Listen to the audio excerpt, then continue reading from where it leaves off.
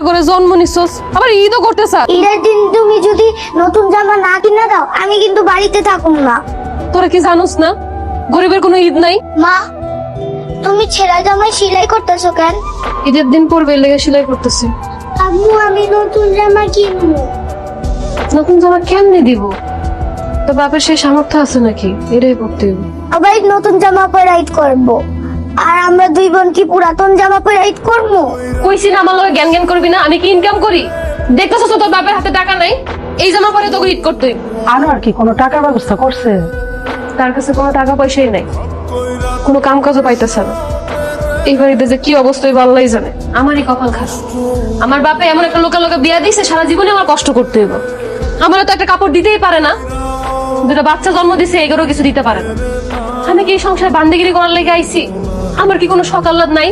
প্রত্যেকটা বার এসব পুরান কাপড় পরে ঈদ করতে হয়। এইবারও যদি এই পুরান কাপড় পরে ঈদ করতে হয় না, আমি আপনার কই দিতেছি আম্মা, আপনার কোলে আমি ডিভোর্স দিয়ে সত্যি সত্যি এই সংসার ছেড়ে চলে যাবো। আসসালামু আলাইকুম ভাই। কি লাগবো বসেন ভাই। এই জামাটার কথা কইতেছেন, এটা চায়নার থেকে আইছে ভাই, এই বাজারের ভিতর সেরা, একদম 1200 টাকা। ভাই আপনি তো সবকিছু অনেক বেশি দাম চাইতেছেন, একটু কমায় রাখেন। ভাই ঈদের বাজার তো বোঝেন তো, কিছু দাম বেশি। যাক, কি কি লাগবো কমাই রাখুন, নেন ভাই। আপনার সারের অবস্থা তো বেশি এটা ভালো না, ঈদের যোগ ভালো সার আছে, দুইটা দেখাই। না না ভাইজান, আমার তো শার্ট লাগবে না, আমার নতুন শার্ট আছে বাড়িতে। আমি দিন মজুরের কাজ করি তো, এর জন্য নতুন শার্ট পরি না, পরলে তো ময়লা হয়ে যাব। ভাই আপনি কম দামের ভিতরে দুইটা কাপড় দেখান। ভাই এই দুইটা জামা কত? ভাই আপনার কি পছন্দ হয়েছে কমাই রাখুন, একদম 800 টাকা পড়বো। আপনি যদি মানে দয়া করে আমার একটা উপকার করতেন, এই দুইটা জামা আর দুইটা কাপড় আমার যদি বাকিতে দিতেন, আমি সত্যি কথা ঈদের পর আপনার টাকাটা দিয়ে দিতাম। ধন্যা ঈদের সময় নগদ বেশি কুল পাই না, আইসা বাকি নিতে জানেন থেকে। ভাই ভাই বিশ্বাস করেন, এই দুইটা জামা আমার খুব দরকার ভাইজান, আমি অনেক কষ্টে আছি ভাইজান, বিশ্বাস করেন ঈদের পরে আপনার টাকা আমি দিয়ে দিব। আর ধরুন ভাই ভাই ভাবি, কাপড় দুইটা কেমন লাগে? আপনার ভাই যে এত ভালো, কি আর কম, ঈদের জন্য দুইটা কাপড় নিয়ে আইছে। আমাকে এত কাপড় লাগে বলেন? সবকিছু বেশি বেশি নিয়ে আসবে। ভাইজান তো আপনার অনেক ভালোবাসে, তার জন্য আপনার জন্য সবকিছু বেশি বেশি আনা। কাপড়গুলো অনেক সুন্দর হয়েছে। ভাবি, এইগুলো তো কপাল লাগে।